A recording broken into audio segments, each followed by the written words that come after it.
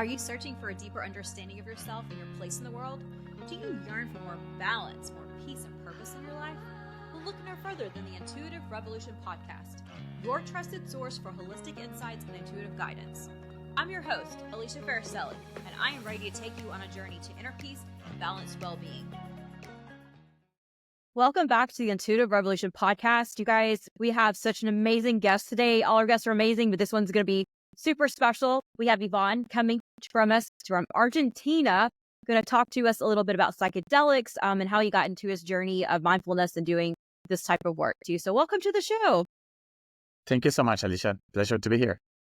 So Iván, tell us a little bit, because you have a background in engineering and Western psychology, correct? Yeah. Tell us how you got into doing what you're doing now, because it's such an interesting field that you're in now. Yeah, I would say it was a very unlikely outcome for who I used to be. I was raised atheist and very skeptical, very loving of science. My mind was always numbers, loved math and chemistry and all of that. Pretty atheist, pretty skeptical. So to be a plant medicine facilitator today is, it's one of those things that what today I call the cosmic joke, which is like, I feel like God is always laughing at everything. And you can take the word God as however you like. Take it from somebody who used to be an atheist, right? So it's not like the gospel. It's kind of like a very unlikely outcome, but ironic and fun, honestly. It ended up being that a friend of mine invited me to do ayahuasca for years. Yes, I kept saying, no, that's not for me. That's not my thing. I'm into healthy living. Drugs are bad for you. I was kind of like, my dad was very old school. I was born when he was 55. So when I was already a growing adult, he was a senior. So a lot of people thought he was my grandpa. And so, kind of old mentality. And that's what I grew up with. So I was like, that's not for me. I'm into sports, healthy living, healthy eating. Go take your drugs somewhere else. And then one day, after years of him insisting, I finally said yes. And I would say now looking back, it felt like it was an intuition. Back then, I would not have known what that really meant. I mean, obviously, I heard what that was, obviously, but it wasn't something that I was consciously connected with. I was connected with, but not consciously. I wouldn't have called it that way. Yeah. So now I know it was a strong intuition that I had to say yes. It became, that experience, the most meaningful, profound, and transformative night of my life that completely changed the course of my life. Not only because I'm a plant medicine facilitator today, but even if I wouldn't have worked with it as somebody who basically provides this experience, it still was so meaningful, so profound. One of the main things was that night is when I stopped becoming an atheist. And that didn't mean like, oh, I turned to Jesus and like, I'm all in for God. Like, it's Right. not like that. It was like this idea of it's like my soul was asleep. And so it couldn't become aware of itself. And then it was awoken. And then it was like, I am. Maybe like similar to the transition, which is much slower from when you are a child and you don't still know that you are. At some point during pre-teenage, like at some point you are like, I am, I am a human, I exist, I have consciousness. So it was that, but at the soul level. Yeah. And so that it was so meaningful that I decided I really wanted to make sure that as many people as I could, or that could be possible to have this experience. And so I first started organizing ceremonies for my teacher. And then eventually I ended up becoming a facilitator myself. I love that you had this came in from an atheist standpoint. So people think when you come out of, I guess, atheism, if you want to call it that, that you have to find a certain religion, that you have to go a certain direction. Like you're either going to go the Christian path or the Muslim path or the Jewish or something. Like you have to find this, but you just like, there's something else more out there. You didn't really have a definition to have to go down a certain path with it. You just, the realization that there is definitely a more divine nature out there than what we're, what you believe previously. So that's such a fascinating thing, because I feel like people all the time that come out, most of the time they're like, yes, I found Jesus, or I found this, and they found an actual pathway, but just like you kept yours open to the curiosity. Yeah, and as it evolved, I started feeling that everybody is right. So you know how, if you're a Christian, you're like, oh, all the other religions are wrong, or if you're a Muslim. And I really feel that, I don't know, that was my experience and continues to be that it's like if it got into someone's brain or heart, is because there is something out there that it might not be exactly what they describe with the words, but that there is an experience. Maybe there is no such a thing as Jesus, but there is an experience of that. Yeah. And that can be felt. And in one way, there is one way in which for sure is real, and that is in the way in which it changes people. So you are receiving a feeling, if you will, or a message or whatever that is, and that changes people's behaviors. And so at the very least is real in that way. And where are you getting that from? It doesn't matter where it is. The point is that you're getting it. And the same, I mentioned Jesus, but it could be the same with any of the other religions and all of the other things that are not a organized religion.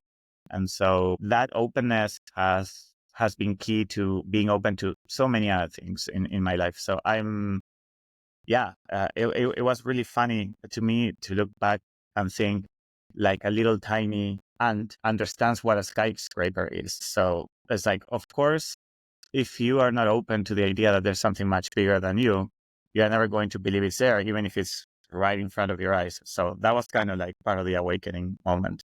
Yeah, I feel like if you're not open to like you said, there being something bigger than you, then you're limiting your growth. Because I think we can only grow so far because in our, conscious, state of minds that we are, we can only grow so far. And it takes that extra power of connecting into the divine within yourself to actually start to expand out. And that to me, that's what, coming into your awakening is that, oh, whoa, there's more out there than me. And there's so much more growth that I have to do. And it's such an amazing, a beautiful experience. And there's one more thing that I want to make a comment on this topic around atheism. And is that with time, I realized what atheism is. And atheism is, obviously, this is my own personal opinion, is a complete closing of the crown chakra. And so the chakras obviously is a system that is experienced and interpreted and talked about mainly from the Indian and the Hindi part of the world. And there could be other ways of describing it, but that's one way in which it has been pretty accepted and everyone or a lot of people know what I'm talking about. And so the seventh chakra is your connection to divinity.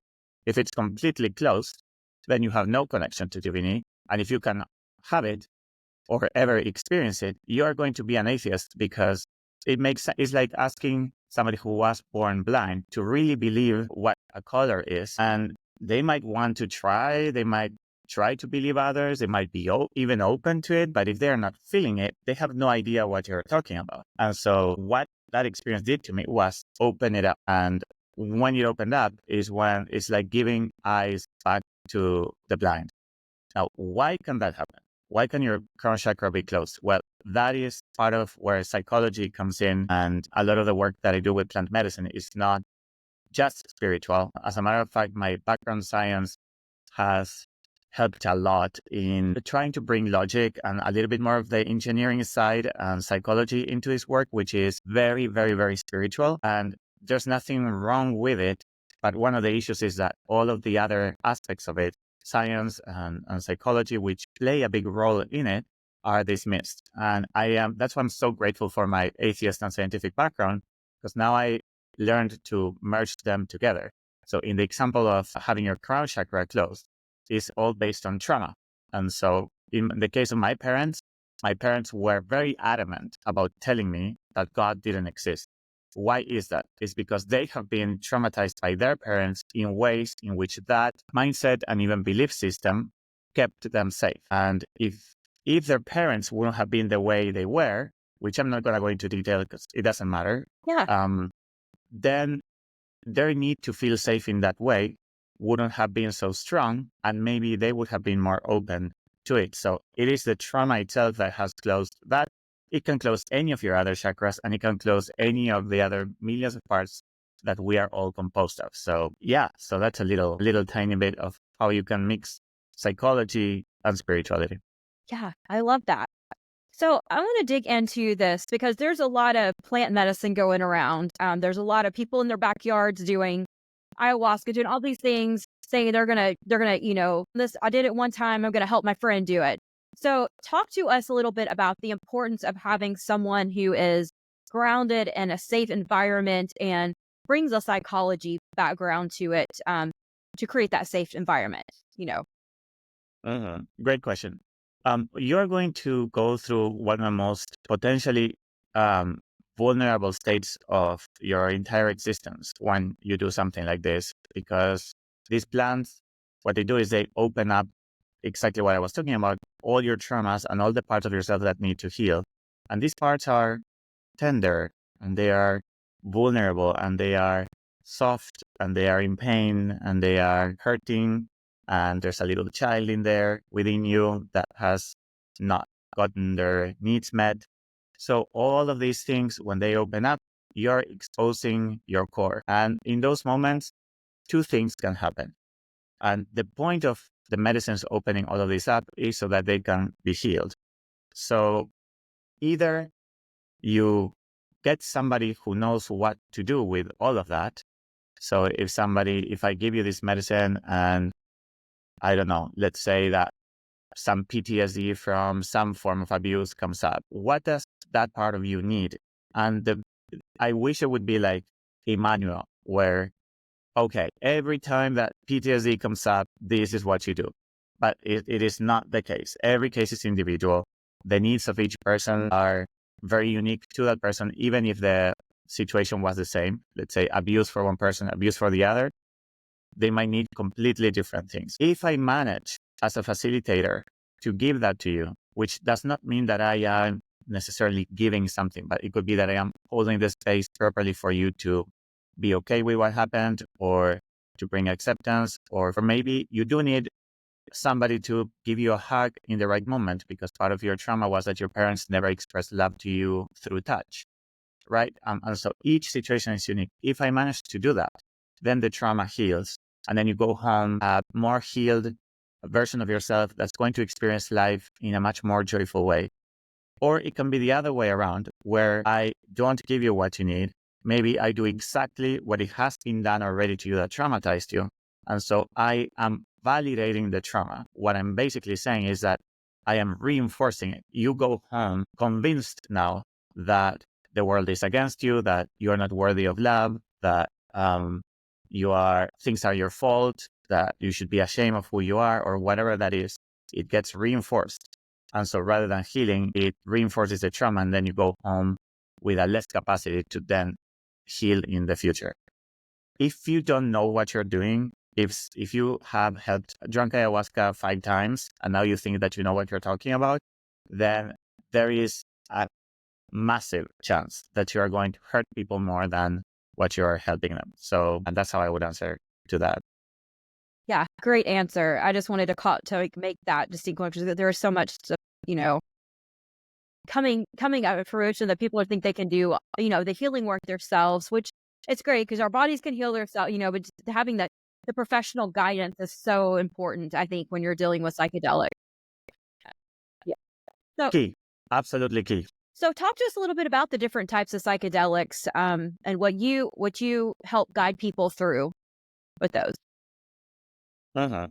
Okay, so there are plenty. First, you have natural psychedelics made by plants or animals, and then you have synthetic psychedelics made by humans in a lab. I am not necessarily in favor of one over the other. So some people say like, oh, this is natural, it should be good. Yeah, There are plants that kill you. right. There's some Like plants that are Maggie. poisonous. There's animals that are poisonous. And in the same way, there are synthetic psychedelics that can be extremely healing. But this is maybe how I would start dividing them. Now, there are psychedelics that allow for recreational use as much as for therapeutic ceremony use. Mhm. I would say LSD and MDMA within the synthetics fall into both categories. If you take LSD with a facilitator or MDMA with a facilitator in a ceremonial setting, it is very likely that you're going to go through a very healing experience that will stay with you for the rest of your life in a positive way. But also they allow for recreational use. A lot of people I would say most people take them in parties and stuff like that. The same with plants. Mushrooms allow you to take them in ceremonial settings as much as in party settings. There are other psychedelics, like ayahuasca is one of them, iboga is another one, or peyote, where they just don't allow you to do that, to take it in a party or in a recreational setting. It is extremely rare that somebody would come to a ceremony with the intention of having a great time. I mean, unless you think that diving deep into your traumas is having a great time, I mean, it ends up being that everybody leaves the ceremony so grateful they came. But it's a little bit different, right? That's a different approach. If you think you're gonna come having a great time, the plants are gonna very quickly show you where you are actually at. So what are some tips for leading up to having one of these healing sessions? What are some things that people need to prepare for? Very first thing is, please don't go to any random facilitator. If you found a facilitator on the internet, don't go. Including myself, if you found this podcast somewhere and you're like, oh, I like what that guy is saying, I'm still a guy on the internet, so don't come to me. Why am I saying that? It's because, as you were saying before, like there's the backyard people, there's the people who have done this 5 times, but also there's the people who have been doing this for 20 years and are still out of integrity, or they follow a very, very specific tradition that to them is important to follow, but maybe does not land with who you are. In my case, for example, my first time, I did not do it with a traditional shaman because I was an atheist. So for me to have somebody talk to me about spirits and angels and demons and come with feathers and do like all of the full shamanic shebang. That's a hard thing to say. Shamanic shebang.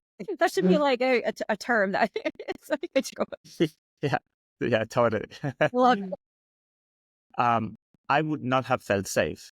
I would be like, I don't relate to you. I don't believe the things you're talking about. You will not understand me. I'm going to talk to you about, tell me about neuroreceptors, and you're not going to have a clue of what I'm saying. So I would be like, this is not for me. And maybe the person is a great shaman and they has been doing it for 30 years, but you need to kind of like match in that way.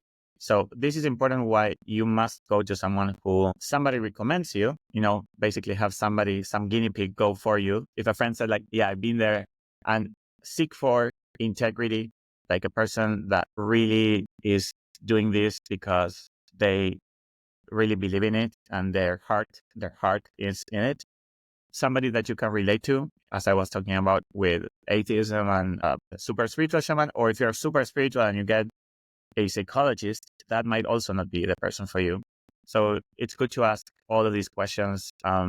I actually made a video on YouTube about the questions to ask to your facilitator before you go, so that you see if it's a good match. The main intention is to feel safe. If you feel like you can relate, if the facilitator knows what they're doing and they show that, if you feel like it's a good match, if your friend told you, don't worry, you're in safe hands, then you're going to come there feeling okay with the openness of your vulnerability and all the things that we talked about earlier. You might still be nervous. You might still be like, what am I about to do? Is exactly because of that. It's important to maximize the sense of safety as before you get there. And these are ways to do that. Yeah. I love that you brought that up. And that you're like, don't just come see me. Don't come see me unless you actually have, conversation to make sure I'm a good fit. Because I see so many people out there, I'm the answer, and they're not necessarily the answer. And so if we come together as different healers and different people and start to know that we have our right people that will need to come to our path and other people need to go another path, I think that's super important. And I'm very glad that you brought that out. Yeah. So I do want to touch on this thing of, are demons real? Sure. Yeah. So tell us about your philosophy. I'm going to call it philosophy, but what is your take on what demons are? Are they real? And then if they are, how do people start to overcome them? I love that question. So again, thanks to my atheist background, I can really connect with the most skeptical people. So if you're a skeptical person, if you're a super atheist or whatever, know that this is coming from somebody who really gets you and who used to be that way. I am convinced demons are real. But what I am not convinced about is what they are, how they look, or if there's even a way to imagine them with the limitations of our minds. But again, kind of like what I was saying before, that if you don't believe in Jesus, at the very least, is real in the ways in which it affects people. This is the same. This is somehow a little bit similar, where sometimes people do things that go against their own well-being. You did it, I did it, we'll all continue to do it. I'm sure whoever's listening to this, I'm sure you've done things that have gone against yourself. And sometimes we do that consciously, which is, if you think about it logically, how does that make any sense? Why would anyone do anything that goes against themselves consciously? Sometimes it's unconscious. It's just, why would anyone be like, I'm going to do this and I know I'm going to regret it, but I'm going to do it anyway? It just makes no sense. However, we all go through it. That happens with revenge. For example, you did this to me, I'm going to do this to you, and something in your heart tells you that's not the right way and you're going to regret it. And then you do it, and then you do regret it. And then 2 years later, you're in a similar situation. And then you're like, oh, I remember, revenge is not good. And then you do it again. So there's something pulling you to do those things. There's something putting those thoughts in your mind, like take revenge, or I don't know, maybe let's say, just to give a completely different example, you have eaten a whole pound of ice cream when your boyfriend broke up with you and you didn't feel good about it the next day and you regretted it and you're like, never again. And then similar situation happens and you're like, screw it, I'm going to eat another pound of ice cream. Like, right? It's like, why would you do things that you know you'll regret? What is like that? Screw it, I'll do it anyway. What is that? Where is that coming from? Well, it doesn't matter where it's coming from, but what we can definitely feel is that there is a force or something pulling us in that direction. That force is what I call a demon. It is a force that makes us do things that are ultimately against our own well-being. Now, of course, people can be like, well, you're just angry, or you're just sad, or there's no demon. And I get what that thought is. I totally understand it. I sometimes even go through that myself. But with time, I realized this sadness or this anger, or maybe you feel betrayed or whatever that is, it is within those feelings that those forces live in, or the thing that generates those forces. Whether it is within a feeling or not, there is a force and it's making you do those things. That thing is what I call a demon. And then once you start opening up to them, you slowly start realizing how many of them they are everywhere at all times, and how much of where the world is at in the ways in which we don't like it and wish it would change, it is basically driven by these forces. The world is dominated by what I would call demonic forces, because a lot of people are constantly doing things that go against their own well-being or against the well-being of others, which if you have done a little bit of healing work or spiritual work, you realize that there is no difference between that. For example, if you have no idea what I'm talking about, the things that your parents have done to you that they didn't heal, now you're doing them to somebody else. Or you might even do them to your own parents. You might not talk to them or what. Like, anytime you hurt someone, there is a way in which it either comes back later, and at the same time, you're also hurting yourself in the moment because there's something in your heart that closes. So the world is surrounded by it. They are everywhere. And then after you start opening up to them, you might feel that they are actually a little more real than just a force or than just a thing in our minds. It could be simply a form of consciousness that we cannot see, but that we can feel. Sometimes they show up in the form of thoughts. So it's not that it's a little red devil with a trident, like in the cartoons, but you might be having a good time, and then there is a thought that says like, you are a worthless piece of crap. And you're like, where did that come from? Yeah. And then you start feeling insecure, and then you're like, are my friends now seeing me that way? All of those forces are like everywhere at all times. So demons can take so many forms, so many shapes. They can show up in so many ways. And the way I think I maybe want to give you some space to see if you want to make a comment or ask something, and then I can talk about what do we do about that. Yeah.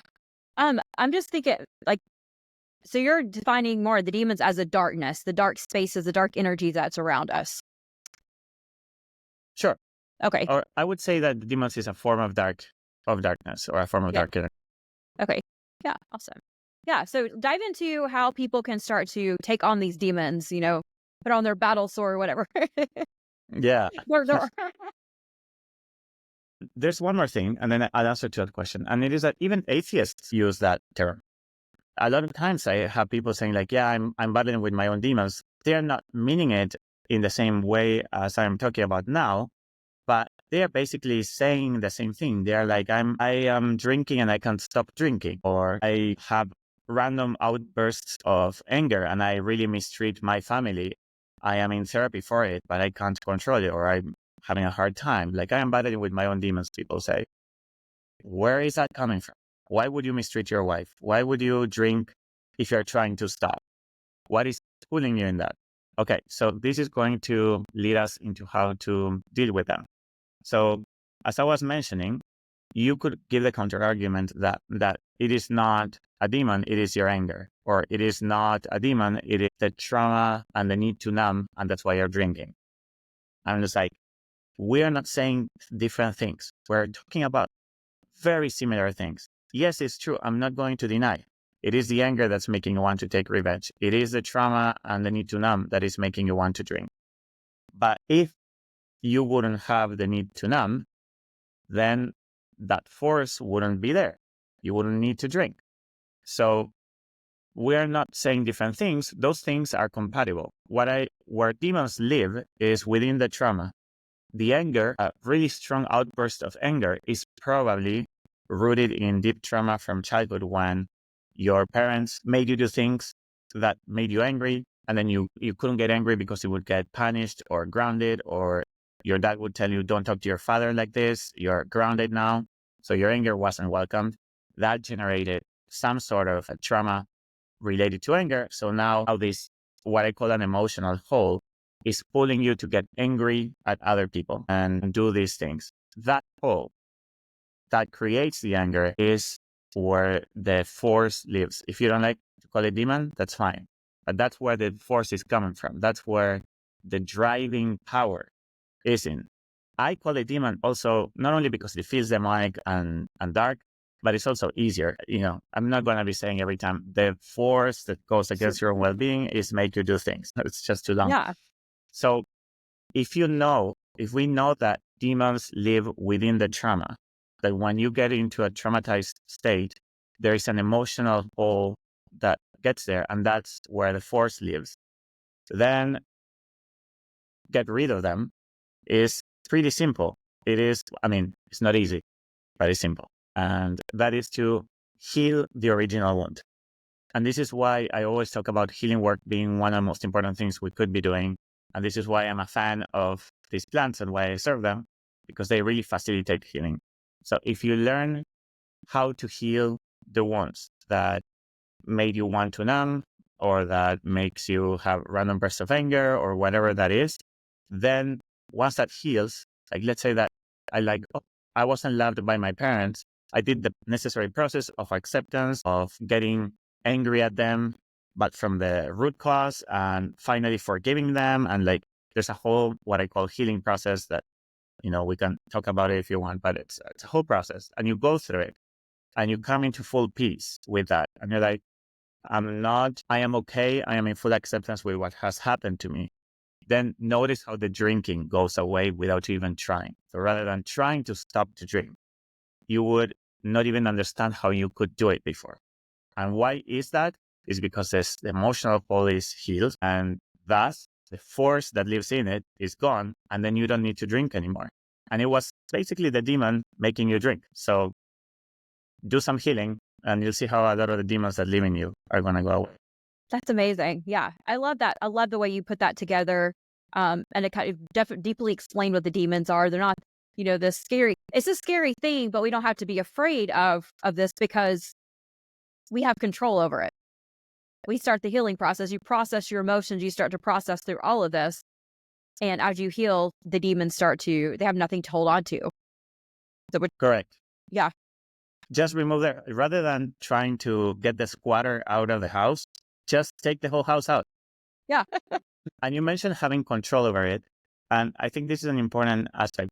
We don't have control over the parts of ourselves that are wounded because the demons take over or these forces take over. And you might say, well, do we have control over at least doing healing work? And the answer is like, kind of, because you can only do healing work if you're ready, if you want. Let's say that you're listening to this right now somewhere and you're like, yeah, all of that sounds nice, but I'm going to go. I have more important things to go. I need to go make money. I need to like all of that. All of those thoughts to me are other demons talking to you, preventing you from going and doing the most important thing, way more important than making money or any other thing, because this is going to take them out of there. Is these forces, their survival mechanism is to do whatever it takes for you to not remove their house. So if you're listening to this and you're feeling some resistance to doing healing work, or like you're saying like, that's just pure crap, I don't believe in it, all of that, those are the demons talking. So there's something, what you were mentioning about having control over it. There's something that will give you more control. And that is what I call readiness. Readiness to do healing work. And that is a combination of a level of awareness. This conversation could bring that readiness up, that level of awareness. Finding the right people, you feeling that it is something that you are ready for, as it was that day for me that I called intuition. There was an intuition that said, yes, go drink ayahuasca, even though it was against everything I believed in. Those moments are a combination of that and many other things can create a state of readiness where you're finally ready to go through it. So until you're ready, you still don't have that much control over it. Listening to a conversation like this one can get you ready or can get you closer to readiness. So there are many elements that can do that. So once you're ready, and then once you do the necessary healing, yes, you're going to be able to have control over those parts of yourself, but not over everything. An example is I have been doing healing work for a very long time and I did a lot of it.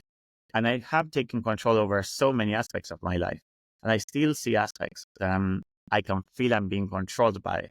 And I'm like, why didn't I take care of that yet after hundreds of ceremonies and a decade of healing work? And the answer is because I was not ready to attack that yet. And sometimes let's say today I do a ceremony and a new thing shows up. And it's like, I was finally ready to see that. I couldn't have gotten ready without everything else. That's why healing is a journey and a path. It's not something you do once. It's a lifelong journey. And so you start it today, and until the day you die, you have to do healing work. And it's not that you have to do that as an obligation. It's something that becomes part of a lifestyle that is awesome. It's like a game that you are always playing, always getting better at. And by every little step that you make in this game, you feel better. You don't need to win the game. You don't need to be fully healed. You don't need to be 90 years old and be like, I did 70 years of healing. I can finally live. Every little step, you already feel better. So I hope that encourages people to start their healing path. Yeah. I always say you got to take the layers by layers by layers by layers. You can't go to the extreme core. You can't just chop straight into that. You got to take the layers off, because you're wasting away the valuable lessons behind all of it, getting to the core of it. And then you're like, get there and you're like, well, what do I do with this? So it's the layering. So I love that. Love that what you brought that up. So kind of as we were wrapping this conversation up, what do you want to leave the audience with? If you give me a second, I'll see what shows up. I've been much more in touch with intuition. So sometimes like, what wants to show up?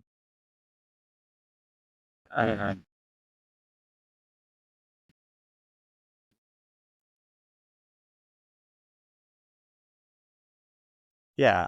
What's showing up is that life is challenging and also incredibly miraculous and beautiful. And I think that it wouldn't be as miraculous and beautiful without the challenges. And if you learn to appreciate the miracle that it is that you are a human being for a small period of time, able to have awareness and know that have a moment in time where you realize you exist and all that it comes with it, then the challenges in life become one of the reasons why it's worth living it, and managing to overcome them, and the strength and the lessons and the beauty that comes every time that happens, hopefully will help people face the challenge with excitement rather than drag or feeling that it is something that I wish this wouldn't be here. And since we were talking about healing and demons, this is one of the many. And so it's not easy, as I mentioned, but it is so worth it. What else are you going to do? Are you going to just let it just be that way?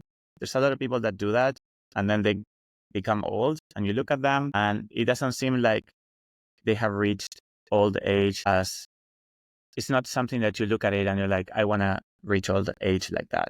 So if you have the chance, no matter how old you are, even if you are reaching old age, it's never too late to start, and you're going to be really happy that you did. So hopefully this conversation got you more ready to keep going forward, or at the very least start your healing path. Oh, that was beautiful words. Thank you for sharing that. And thank you so much for joining us today. I always learn so much, but I love the perceptions that you have, perspectives that you've brought to the table around plant medicine, around demons, around just the healing process before. So thank you so much for sharing all of your knowledge with us today. Thank you, Alicia, for giving me the chance to talk about it and for creating a space where the word of healing can be spread. That's the goal here. Awesome.